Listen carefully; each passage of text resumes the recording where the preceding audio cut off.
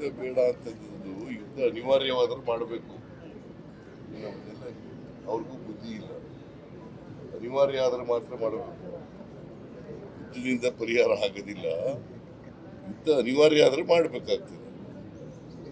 ಗೊತ್ತಾಯ್ತಾ? ನಾನು ಯುದ್ಧ ಬೇಡಿಕೆ ಬೇಡ ಅಂತ ಹೇಳಲಿಲ್ಲ.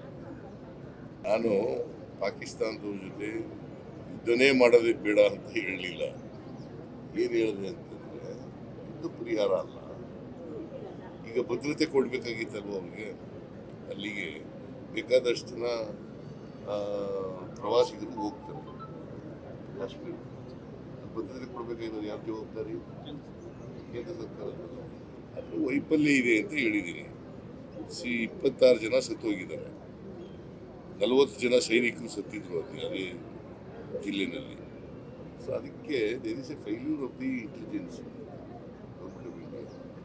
ಗೌರ್ಮೆಂಟ್ ಆಫ್ ಇಂಡಿಯಾದವರು ಸೆಕ್ಯೂರಿಟಿನ ಸರಿಯಾದ ರೀತಿಯಲ್ಲಿ ಕೊಟ್ಟಿರಲಿಲ್ಲ ಅಂತ ಹೇಳಿದ್ದೀನಿ. ಯುದ್ಧ ಅನಿವಾರ್ಯ ಆದರೆ ಮಾಡಬೇಕು, ಮಾಡಲೇಬಾರದು ಅಂತೇನಿಲ್ಲ.